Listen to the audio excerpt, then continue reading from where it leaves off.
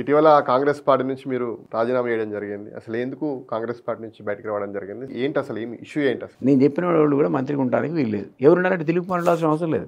నాకెందుకు పోయి నేను ఆల్రెడీ 2 టర్మ్స్ ఎమ్మెల్సీ ఆఫీసర్ లెవెల్లో డిస్ట్రిక్ట్ ఫారెస్ట్ ఆఫీసర్ స్థాయి ఉద్యోగాన్ని 10 years ముందు వదులుకొని రాజీనామా చేసి ఉద్యమంలోకి వచ్చిన. ఎందుకంటే తెలంగాణకు ఆ తెలంగాణ ఎందుకు కోరుకున్నాం? అసలు బీజేపీలో 7.5 years ఉన్నా కూడా కేసీఆర్ అనేవాడు తెలంగాణకు సూట్ కాడు. అతని ఆలోచన విధానం వేరు, మనం తెలంగాణ కోరుకున్న పద్ధతి వేరు. అది అనుగుణంగా ఆయన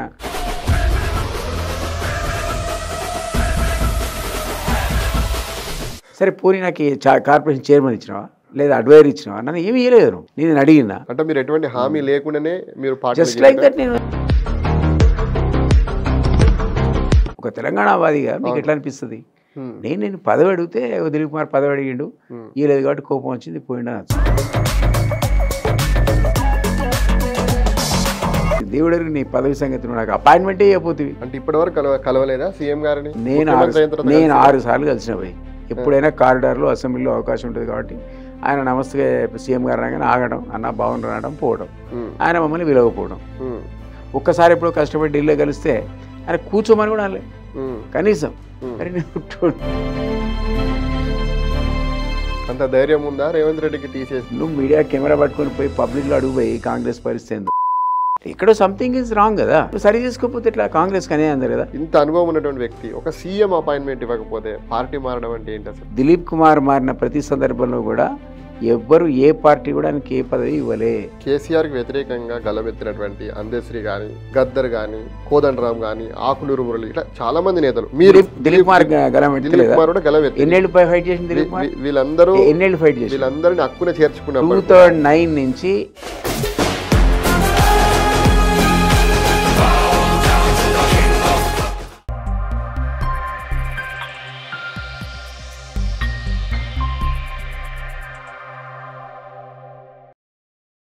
హలో నమస్తే, వెల్కమ్ టు విక్రమ్ టీవీ. నేను మీ అక్షయ్. మనతో పాటు ప్రస్తుతం మాజీ ఎమ్మెల్సీ, తెలంగాణ ఉద్యమకారుడు, అదేవిధంగా ప్రస్తుతం ఆర్ఎల్డి జాతీయ అధ్యక్షుడు ఉన్నటువంటి దిలీప్ కుమార్ గారు మనతో పాటు ఉన్నారు. వారితో ప్రస్తుతం తెలంగాణలో జరుగుతున్నటువంటి రాజకీయ సమకాలీన రాజకీయ అంశాలపైన మాట్లాడే ప్రయత్నం చేద్దాం. నమస్తే దిలీప్ కుమార్ గారు. నమస్తే. బాగున్నారా? బాగున్నా, థ్యాంక్ యూ బాబు. ఇటీవల కాంగ్రెస్ పార్టీ నుంచి మీరు బయటకు వచ్చేసారు, రాజీనామా చేయడం జరిగింది. అసలు ఎందుకు కాంగ్రెస్ పార్టీ నుంచి బయటకు రావడం జరిగింది? అసలు ఏంటి అసలు ఏమి ఇష్యూ ఏంటి అసలు? అంటే ఇష్యూ ఏం లేదు. యాక్చువల్లీ 1.5 year నుంచి నేను ఆ పార్టీలో ఆ మధ్యలోనే చేరినా. నిజానికి బీజేపీలో ఉంటాయి. అవును, ఆ పార్టీలో 7.5 years ఉంటాయి. అక్కడి నుంచి మాకున్నటువంటి ఒక చిన్న కాన్సెప్ట్ ఏంటంటే కేసీఆర్ అనేవాడు తెలంగాణకు సూట్ కాడు. అతని ఆలోచన విధానం వేరు, మనం తెలంగాణ కోరుకున్న పద్ధతి వేరు. అది అనుగుణంగా ఆయన కార్యాచరణ ఉండదు అని మొదటి నుంచి విశ్వసించిన వాళ్ళం. ఇక నాతో కలిసి పనిచేసినాం కాబట్టి ఆ పార్టీలో సుదీర్ఘకాలం జనరల్ సెక్రటరీ ఉన్నా, 2 terms ఎమ్మెల్సీ ఉన్నా. సో నాకు ఆయన ఏంటి అనేది తెలుసు. ఇన్స్ అండ్ అవుట్స్ ఆఫ్ కేసీఆర్ నాకంటే ఎక్కువ ఎవరికి తెలియదు. సో నాకు తెలుసు ఆయన టైప్ ఏంటంటే చీట్ చేస్తాడు, ఆయన నిజాయితీపరుడు కాడు, అవినీతిపరుడు. దాని తగ్గట్టు అధికారం వచ్చినాక మనందరం చాలా క్లియర్గా మేము చెప్పడం సంగతి దేవుడు ప్రాక్టికల్గా ప్రజలే అనుభవించారు. అవినీతి, ఆశ్రిత పక్షపాతం, కుటుంబం లక్షల కోట్లు సంపాదించుకోవటం, ఇది మనం కోరుకునే తెలంగాణ కాదు. ఇప్పుడు మా లాంటి వాళ్ళని ఉద్యోగాలు వదిలిపెట్టి 10 years సర్వీస్, నేను డిస్ట్రిక్ట్ ఫారెస్ట్ ఆఫీసర్ స్థాయి ఉద్యోగాన్ని 10 years ముందు వదులుకొని రాజీనామా చేసి ఉద్యమంలోకి వచ్చిన. ఎందుకంటే తెలంగాణ కోసం. ఆ తెలంగాణ ఎందుకు కోరుకున్నాం? అసలు ఆ తెలంగాణ కోరుకున్నది మన తెలంగాణ మనం పరిపాలించుకోవాలి. అది ఒక సామాజిక తెలంగాణ ఉండాలి. అభివృద్ధి ఫలాలనేది మనందరం కూడా కలిసి అనుభవించాలనేది ఒక కాన్సెప్ట్. అది జరగలే. అది జరగదని ఎప్పుడూ చెప్పిన నేను 2009లో చెప్పిన కేసీఆర్ అనేవాడిని నమ్మకండి అంటే ప్రజలు నమ్మలే. ఆయనకు మొదటిసారి అధికారం అప్పచెప్పారు, రెండోసారి మేము మొత్తుకుంటూనే ఉన్నాం పక్క.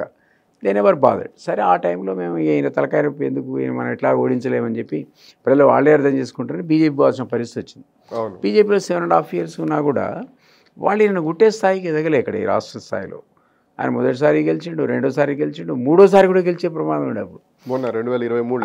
అప్పుడు బండి సంజయ్ ఒక ఊపు తీసుకొచ్చిండు. పాపం ఆయన కొడతాడిగా కేసీఆర్ నేను అనేటువంటి నమ్మకం ఉన్నప్పుడు ఆయన బట్టి తిరిగినాం మేము.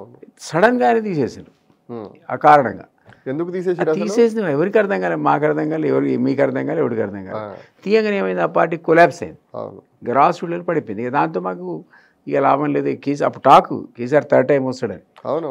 వాతావరణం అట్లుండే. అరే ఎట్లా అంటే అటు ఇటు చూస్తే మాకు కాంగ్రెస్ పార్టీ అప్పుడు లేవడం గ్రాడ్యువల్గా కనపడ్డది. కర్ణాటక ఎన్నికల ఇంపాక్ట్ కూడా ఇక్కడ పడ్డది. కాంగ్రెస్కి మంచి లాభం జరిగింది. అండ్ దెన్ రేవంత్ రెడ్డి ఒక అగ్రెసివ్ స్పీచెస్ వాళ్ళతో సమానంగా ఆ నలుగురికి ధీటుగా ఆయన వాగ్దాటి కావచ్చు, కార్యాచరణ కావచ్చు, మీటింగ్స్ కావచ్చు, డెఫినెట్లీ అతను ఒక ఇంప్రెషన్ అనేది పబ్లిక్ మైండ్లో క్రియేట్ చేశాడు. అతను దించితే ఇగో ఇతనే దానికి సబ్స్టిట్యూట్ అని. మేము కూడా ఆకర్షితులమై ఆ టైంలో నేను కోమటిరెడ్డి వెంకటరెడ్డి గారితో ఆయన తమ్ముడు రాజగోపాల్తో కలిసి బీజేపీ నుంచి వెళ్ళిపోయాను, కాంగ్రెస్కి వచ్చిన తర్వాత అన్ఫార్చునేట్లీ ఇది కూడా అదే కథ. ఇప్పుడు 1.5 year ఉన్నా నేను. 1.5 yearలో అప్పుడేమో మేము ఏం తిట్టినాం, ఉద్యమ ద్రోహులకు నువ్వు పదవులు ఇస్తున్నావు, తెలంగాణ వద్దనోనికి పదవులు ఇస్తున్నావు. ఇప్పుడు ఆ పార్టీలో ఆ రోజులో ఎవరు దానం నాగేంద్ర గారు ఉరికిచ్చి కొట్టిండు ఉస్మానియా విద్యార్థి. అందులో ఆయన కీలక పదవి అది ఉండే. తర్వాత సబితా ఇంద్రారెడ్డి మనందరిని అరెస్ట్ చేసింది.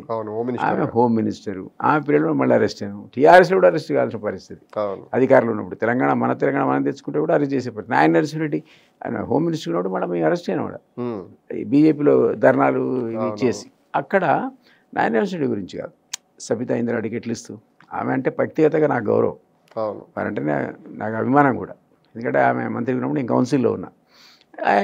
ఆమె పాప మరి హస్బెండ్ కూడా నాకు పరిచయం, తెలంగాణ వాది. ఇది వేరే అంశం, ఇంద్రారెడ్డి గారు వేరే అంశం. కానీ ఆమె తెలంగాణ వద్దన్నది కదా, సమైక్య పార్టీలో రాజశేఖర్తో సేల్ అయింది కదా, ఎట్లా మంత్రి పదవి ఇస్తుంది? ఇవన్నీ క్వశ్చన్ మార్క్స్. అప్పుడు మనం ప్రశ్నించినాం కేసీఆర్ని, ఉద్యమ ద్రోహులకు ఎట్లు ఇచ్చినావు? శ్రీనివాస్ యాదవ్ రా బిడ్డ, నువ్వు హైదరాబాద్ నాది నీది కాదు, నీకు కాళ్ళ కొడితే హైదరాబాద్లో పెడితే అన్నాడు కేసీఆర్ని అన్నాడు. ఇట్లా మంత్రి పదవి ఇస్తావు పోయి?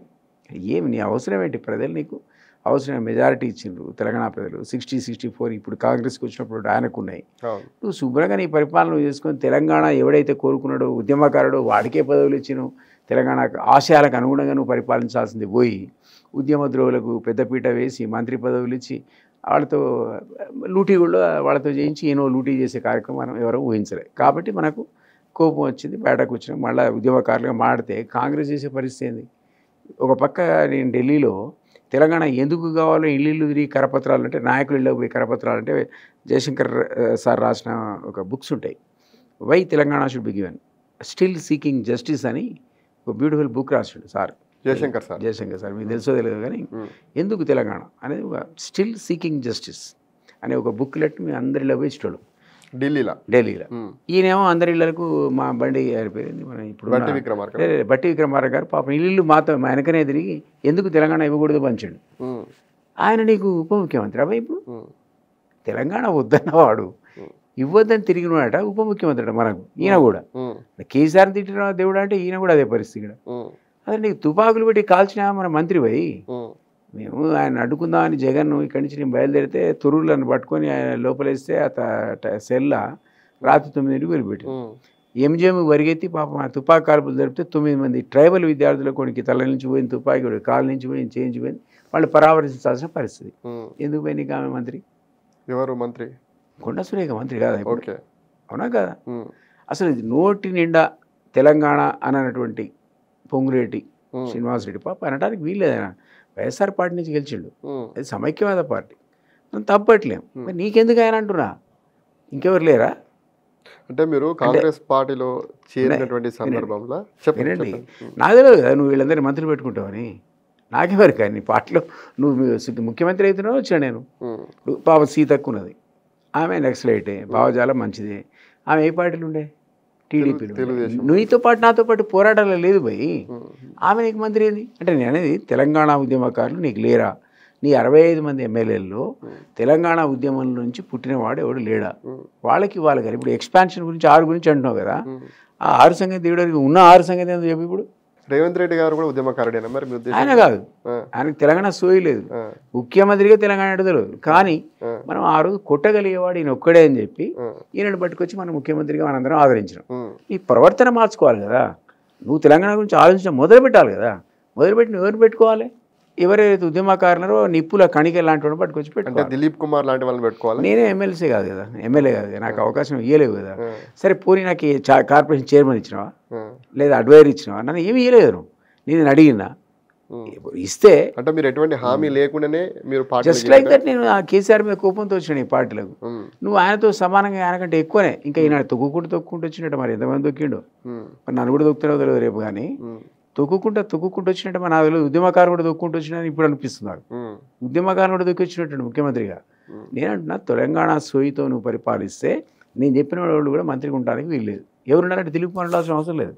నాకెందుకు పోయి నేను ఆల్రెడీ 2 టర్మ్స్ ఎమ్మెల్సీ ఆఫీసర్ లెవెల్లో బ్రహ్మాండమైన పదవులు as a private secretary to various ministers పనిచేసాను నేను. నువ్వు కూడా చేసిండో నా అనుభవం ఉంది, నీ అనుభవం 0 ముఖ్యమంత్రికి. నా అనుభవం ఉంది, నీ అనుభవం 0 అని చెప్తున్నాను నేను. అట్లాంటి నాకు నువ్వు ఇవ్వాల్సిన పదవి లేదు అక్కడ. నేను అన్నీ ఎంజాయ్ చేసిన, తెలంగాణ ఉద్యమం కూడా చేసిన. అట్లాంటి మాకు ఇప్పుడు పదవులు వద్దు.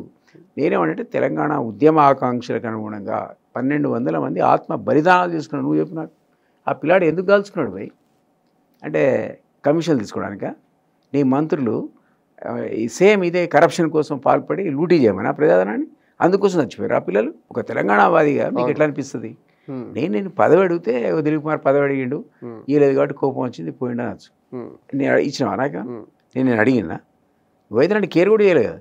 దేవుడు అసలు దేవుడు నీ పదవి సంగతి నాకు అపాయింట్మెంటే ఇవ్వపోతుంది. అంటే ఇప్పటివరకు కలవలేదా సీఎం గారిని? నేను 6 సార్లు కలిసిన పోయి. ఎప్పుడైనా కారిడార్లో అసెంబ్లీలో అవకాశం ఉంటుంది కాబట్టి ఆయన నమస్తే సీఎం గారు అనగానే ఆగడం, అన్న బాగుండు అనడం, పోవడం. ఆయన మమ్మల్ని విలవకపోవడం. ఒక్కసారి ఎప్పుడో కష్టపడి ఢిల్లీలో కలిస్తే ఆయన కూర్చోమని కూడా అనలే కనీసం. అరే నేను అంత సీనియర్ ఉద్యమకారుని, నా ఏజ్ రీత్యా నేను 69, 68, 70 ఏళ్ళ వయసు నాది. ఏజ్ కన్నా గౌరవించి కూర్చోమనాలి కదా భయ్. ఈ గౌరవం లేదు, తెలంగాణ ఉద్యమం సోయి లేదు, నీ వెనక చుట్టూ ఉన్నటువంటి మంత్రులంతా దోపిడీ. నేనంటున్నా ఇది మనం కోరుకున్న తెలంగాణ కాదు. కాబట్టి ఎక్స్పాన్షన్ పక్కకు పెట్టు, ఉన్నవాళ్ళని పీకేసే అంటున్నా. అంత ధైర్యం ఉందా రేవంత్ రెడ్డికి తీసేసి? నాకు తెలియదు, నేను నీతో చెప్పుకుంటా నా బాధ. ఆయనకు టైం ఇస్తే ఆయనకి చెబుదు, ఆయన టైం చెప్పదు ఏమని చెప్పాలి భయ్. ఎన్నిసార్లు అడిగదు సీఎం అపాయింట్మెంట్? 4 months నుంచి అడుగుతున్నా ఇది చెప్దామని. తెలంగాణ సోయితో పరిపాలించండి, ఇది మేము కోరుకునే తెలంగాణ కాదు. ఇట్లే ఉంటే మరొక తెలంగాణ ఉద్యమం వస్తుంది. యూత్ అన్నది ఎక్కడున్నారు? ఉస్మానియా విద్యార్థులు, కేయూ విద్యార్థులు, ఇతర విద్యార్థులు ఎవరైతే పోరాటంలో పాల్గొన్నటువంటి మాజీ ఉంటారు కదా విద్యార్థులు, పూర్వ విద్యార్థులు ఏరు అసలు అధికార పగ్గాల్లో ఎక్కడన్నా కొంచెం వాటా ఇచ్చిన వాళ్ళకి. నువ్వు 44 మందిని 40 మందిని చైర్మన్లు పెట్టుకున్నావు. నువ్వు నాకు లిస్ట్ చేసి సాయంత్రం ఫోన్ చేసి చెప్పు అందులో ఉద్యమకారులు ఎంతమంది చెప్తాను. 4 ఉన్నట్టున్నారు. 36 మంది అసలు ఉద్యమం అంటే పేరే కోసం కష్టపడ్డ వాళ్ళకు కూడా ఇవ్వాలి కదా. 50% ఇచ్చుకో, 50% ఇచ్చుకో నువ్వు చెప్పిన కేటగిరీలకు. కానీ అవినీతి టాలరేట్ చేయకూడదు కదా. అవినీతి నువ్వు తెలంగాణ ఉద్యమం కోరుకుందా? కోరుకోలే కానీ మరి ఎట్లా చేపెడతావు అంటున్నా. నువ్వు ఇచ్చుకో 50%. మిగిలిన 50% కనీసం చిత్తశుద్ధి ఉన్న నాయకులు, నిజాయితీ ఉన్న నాయకులు, ఇట్లాంటి విద్యార్థులకు అంటే యువకులకు వాళ్ళకి అవకాశం కల్పిస్తే వాళ్ళకి సర్వీస్ చేస్తారు కదా. పాపం యువకులను తొందరగా పొల్యూట్ కారు కదా, వాళ్ళకి టైం పడుతుంది. నువ్వు ఆ సిస్టంలో పెడితే కొన్ని రోజులకు పాపం పొల్యూట్ అవుతానేమో. కొందరు అట్లే నికార్సుకుంటారు, ఉన్నవాళ్ళు ఉన్నారు కదా. ఎంతమంది గ్రేట్ వాళ్ళ క్యారెక్టర్ చూపించినటువంటి లీడర్స్ లేరా? నేనంటున్నా అక్కడ ట్రాక్ తప్పింది. ఈరోజు రేవంత్ రెడ్డి పరిపాలన అనేది మన కేసీఆర్ని మరిపిస్తుంది. అసలు ఇదంతా నాకు అనవసరమే, నువ్వు మీడియా కదా. నేను ఒక చిన్న రిక్వెస్ట్ చేస్తున్నాను, నేను చెప్పేదంతా తప్పు. నాకు ఆయనకు ఏదో గట్టు పంచాయతీ ఉంది రేవంత్ రెడ్డికి, నాకు అనుకుందాం. నాకు గట్టు పంచాయతీ లేదా పాత పగలు ఉన్నాయని అనుకుందాం. నువ్వు మీడియా కెమెరా పట్టుకొని పోయి పబ్లిక్లో అడుగుపోయి కాంగ్రెస్ పరిస్థితి ఏందో. అసలు వాళ్ళకంటే ఎక్కువ తిరుగుతున్నారు కాంగ్రెస్ని ఇప్పుడు, అవునా కదా? రేపు చెప్పినా ఉన్నది ప్రజలలో వ్యతిరేకత. ప్రజల్లో 10 నెలలు ఎట్లా వస్తుంది? 10 ఏళ్ళు పడితే ఆయనకు వ్యతిరేకత రావడానికి 10 నెలల కొలాప్స్ అవుతుంది అంటే ఎక్కడో సంథింగ్ ఈజ్ రాంగ్ కదా. నువ్వు సరి చేసుకోకపోతే ఇట్లా కాంగ్రెస్కి అనే అందరు కదా. తెలంగాణ ఇచ్చిన కాంగ్రెస్ సరే ఈసారి ఒక అవకాశం వస్తే దాన్ని నిరూపించుకోవాలి కదా. ఎందుకు ఇచ్చినావు అసలు తెలంగాణను? నువ్వు చెప్పాలి, నువ్వే ఇచ్చినావు తెలంగాణ. ఎందుకు ఇచ్చినావు? ఈ తెలంగాణ కాదు కదా. పాప సోనియా గాంధీ నడితే చెప్తుంది ఎందుకు ఇచ్చినా అంటే ఆ ఆత్మ బలిదానాలు చూడలేక తెలంగాణ ప్రజలు దే డిజర్వ్ పోరాడింది కాబట్టి ఆ పోరాటం ముందు తల ఒగ్గి ఇచ్చినామని చెప్తుంది. అంతేగాని మీ అందరూ లూటీ చేయడానికి సమిష్టిగా పంచుకోవడానికి కరప్షన్తో అని కాదు. కాబట్టి నేను ఏమంటానంటే ఇవన్నీ సీఎం చెప్దామని ప్రయత్నం చేసినాడు.